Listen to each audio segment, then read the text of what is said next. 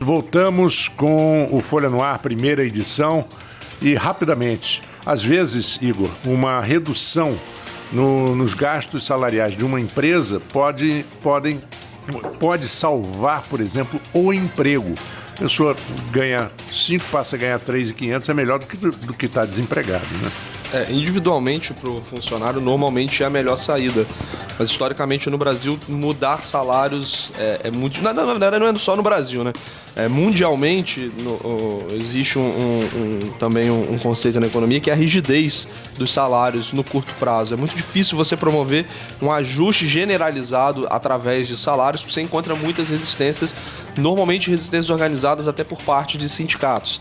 Então esse ajuste via salário, no Brasil, ele é ainda mais difícil porque você tem uma lei trabalhista que agora começa, com a reforma trabalhista, começa a ser modificada, mas ainda depende de uma efetiva adoção nos tribunais do trabalho.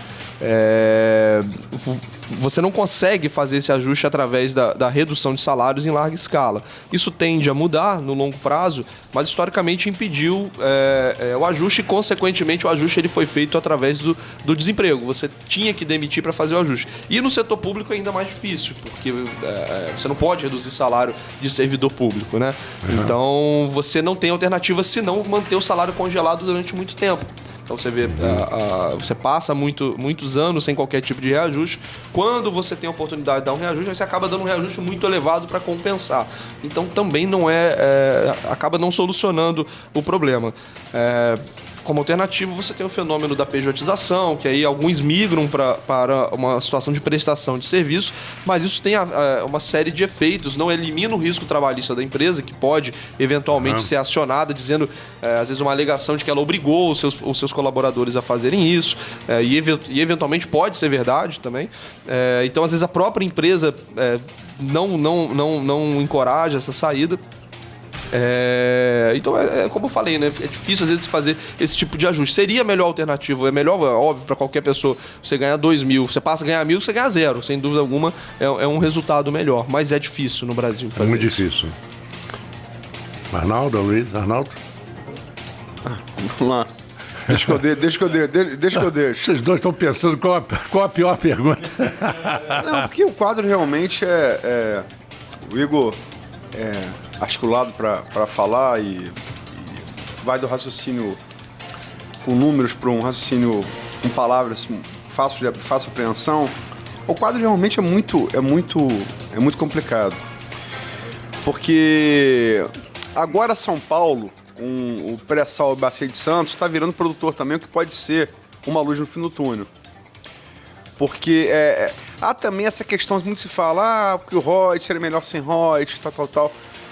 Olha, pode até ser, poderia até ser, mas o fato é o seguinte, a nossa realidade foi montada dos anos 90 para cá com receitas maciças do petróleo em Campos e no município da região, no estado do Rio. Mudar do dia para a noite é muito difícil, quer dizer, você tem que... Como é que você vai manter qualquer ouvinte que esteja aqui agora nos ouvindo aqui nessa entrevista com o Igor? Qual de vocês conseguiria gerir o seu orçamento no final do mês se sua principal fonte de renda você vai sofrer um corte de 70%, 80% ou 40%, como era o caso do Rio? É impossível. O reflexo disso me preocupa porque é muito rápido. Quer dizer, vai votar em novembro. Se o Supremo entender que é constitucional, está valendo, porque o Congresso já aprovou. O que eu acho, sim, é que de 2013... Porque a gente aqui, até falei isso no programa ontem, quando entrevistou o George, eu e o Arnaldo precisamos até nos benzer, né? Porque a gente falou aqui, tá preso por liminar. A gente falou isso umas 2 vezes, lembra? Foi. A liminar K, quer dizer, o julgamento da liminar, o julgamento do plenário é marcado na quarta-feira para 20 de novembro. Agora, realmente, como isso foi uma coisa de 2013, março de 2013, para ser mais preciso, março de 2013, foi decisão do Congresso, ato contínuo, alguns dias depois, se não me engano, 2 dias depois, o Estado do Rio entrou com uma ADIM, né, ação direta de inconstitucionalidade, que teve provimento através de liminar da ministra Carmen Lúcia. Quer dizer, março de 2013, 2013 para cá são 6 anos. 6 anos e um mês. Não dá para ter feito uma projeção em 6 anos e um mês? O poder público? Essa é uma boa pergunta. São 6 anos e um mês, você sabe que isso está preso por uma liminar. E qualquer estudante secundário sabe que liminar pode cair a qualquer momento. Famoso castelo de cristal, né? Sim. Mas eu acho que... Perdão, Luiz, pode falar. Não, eu pergunto... Mas eu acho que pro bem e pro mal, assim, esse assunto ficou muito adormecido, porque a gente teve uma sucessão de eventos a partir de 2013, na área política especificamente, que acabou tirando um pouco o foco desse assunto, né? Isso estava muito debatido, sendo falado, as movimentações dos municípios produtores realmente foram bem expressivas na capital. Eu lembro de várias vezes as caravanas saindo daqui de Campos para ir até o Rio de Janeiro, peregrinação em Brasília. Mas logo em 2013 a gente tem aquelas jornadas de junho, logo depois, em sequência, você tem a eleição de 2014 que fratura o país. E aí você muda um pouco o foco disso e vem a crise econômica, que aí já toma toda a atenção. E eu acho que foi um timing muito ruim. Eu não acredito que se não tivesse havido a crise, alguém teria se preparado. Né? Provavelmente não teria se preparado de maneira satisfatória, mas talvez o próprio debate fomentasse algum tipo de planejamento de longo prazo. Porque, novamente, no curto prazo é praticamente impossível. E, sendo bem sincero, talvez não seja tão interessante economicamente você tentar estabelecer várias alternativas enquanto... Talvez melhorar a eficiência da utilização dos recursos, melhorar a eficiência do próprio setor de petróleo, na parte de extração, consequentemente gerando melhores rendas no futuro. Talvez fosse uma decisão até mais inteligente. Então, o incentivo é muito pequeno, né, novamente. Os seres humanos respondem a incentivos, né? Então, o incentivo do poder público foi muito pequeno nesse primeiro momento para se movimentar. E acaba sendo a crise uma forma de você pressionar por uma decisão favorável aos municípios produtores. Quer dizer, se naquela época de bonança isso já teria um impacto tremendo, hoje, num cenário ainda de crise, principalmente no estado do Rio de Janeiro, seria ainda pior. Aloysio, ontem o Jorge falou uma coisa muito interessante. Vamos supor, também grosseiramente, números grosseiros, que no Brasil existam 20 municípios produtores e 250 não produtores. Só um exemplo. Se você dividir aquela renda que sai dos 20 pelos outros 250, é irrisório. Então, a luta desses municípios, 250... hipoteticamente, sim. Por uma quantia irrisória, não chega a ser de uma crueldade. Ele dilui, né? Dilui, não chega a ser de uma crueldade muito grande com a população e com toda a estrutura dos municípios que produzem. Isso não seria um grande argumento? Talvez? Realmente, o que os municípios não produtores e estados vão receber é pulverizado, quer dizer, não vai ser nem de perto a importância que os royalties tiveram nesse período aí dos anos 90 para cá, para quase estamos em 2019, quase 2020.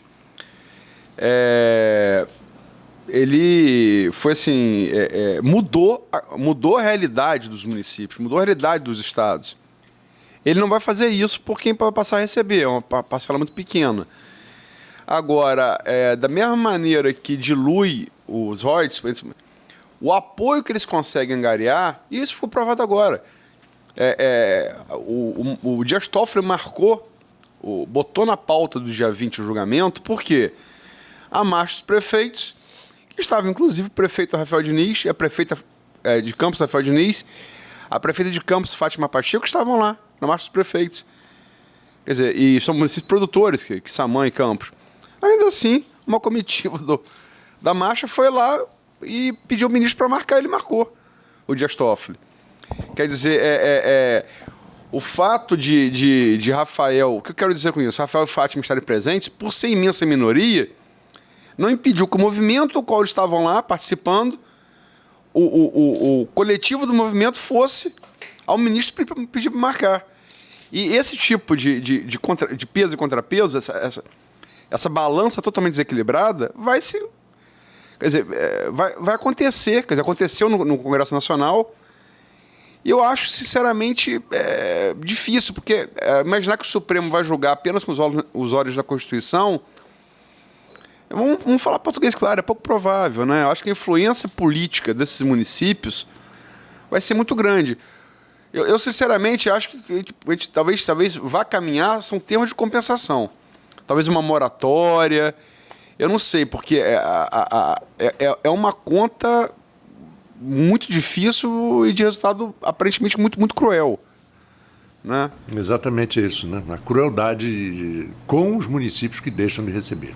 Até porque com o preço do petróleo tendo caído dessa forma, já houve uma perda muito grande nesses anos. Voltou a dar uma subidinha agora. Mas não quando chegou, né? Chegou a 127. Chegou a 114, se eu não me engano.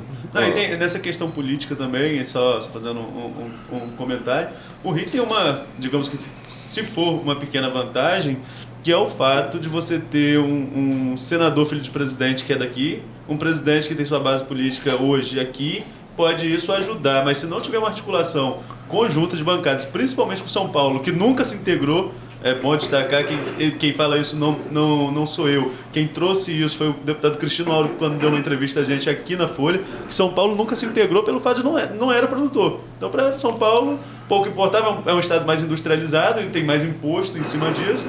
E o Rio de Janeiro acabou dependente dos royalties e não conseguiu, como o Igor já colocou aqui, mudar essa questão de investimento econômico para superar esse período aí com a queda e até o possível fim da injeção de royalties em sua economia, né? Muito preocupante. Agora, falando em questão de economia preocupante, Campos, por exemplo. Campos, até o George trouxe isso ontem, na hora que eu ia fazer a pergunta. Campos, ele vive ciclos, né? Você teve o ciclo da cana-de-açúcar, o declínio do ciclo da cana. Coincide. Nasce a perspectiva de petróleo e depois se concretiza. Pura coincidência, né? Justamente. E agora a gente tem um possível declínio do petróleo e você não vê perspectiva de um outro setor. Falta investimento em novas culturas. Como que um gestor poderia pensar essa questão? Isso, na minha visão, tem a ver com um planejamento de longo prazo que vai perpassar diversos governos e, novamente, não é praxe no Brasil você ter esse tipo de planejamento, né? Sem dúvida a gente deveria, assim, eu não sou automaticamente favorável ao fetiche das indústrias, né? No Brasil é muito popular isso, que a gente tem uma impressão de que para um país ser rico ele precisa ser industrializado. Mas não, você pode ter uma vocação agropecuária e não há nada de ruim nisso. A Austrália cresce ininterruptamente, se não me engano, há 3 décadas e tem uma matriz de exportação de produtos primários. Então Campos poderia eventualmente ter se tornado uma potência em algum ramo agropecuário, mas isso é necessário planejamento, né? Você tem que ter primeiro um planejamento para identificar justamente qual é a vocação regional e posteriormente algum tipo de plano de desenvolvimento envolvendo não apenas o setor público, mas o setor privado e com acompanhamento, né, de metas. Você teve o Fundecam aqui em Campos, que foi uma tentativa de um desenvolvimento local, mas que naufragou simplesmente você não tinha avaliação do resultado do Fundecam. O Fundecam deixou um passivo tremendo. Você tem hoje o CP do Fundecam, que é o Jorge Virgílio, né? Que está levantando justamente essas questões. O que foi investido, como foi investido, qual o retorno, qual a contrapartida e qual o residual deixado. A governança... Não parece nenhum, né? Sim, a governança pública no Brasil ela é muito incipiente, né? Ela é muito baixa. Você não tem avaliação, por exemplo, aquele conceito que eu coloquei de custo de oportunidade. Né? Em economia, você sempre tem... você, para colocar o dinheiro numa determinada atividade A, você não está colocando aquele mesmo dinheiro na atividade B. Então, para cada real que eu gasto, por exemplo, em educação, eu não gasto em saúde. A gente tem hoje um problema previdenciário muito grande, talvez a gente venha a falar sobre isso no programa, mas a cada dinheiro que eu direciono para pagar a aposentadoria, eu não estou direcionando esse mesmo dinheiro para, por exemplo, investimento. E a gente não tem essa avaliação no Brasil, né? Então, assim, em nível local, o dinheiro que foi gasto no Fundecam, onde seria melhor aplicado? Será que naquela empresa? Ok, emprestamos o dinheiro. Qual é o efeito líquido de empregos daquele valor que foi emprestado? Teve geração de empregos? No longo prazo, quanto isso gera de arrecadação para o município? Qual é o efeito multiplicador desse real que foi gasto naquela empresa? A gente não tem essa avaliação, né? Então, realmente fica muito difícil.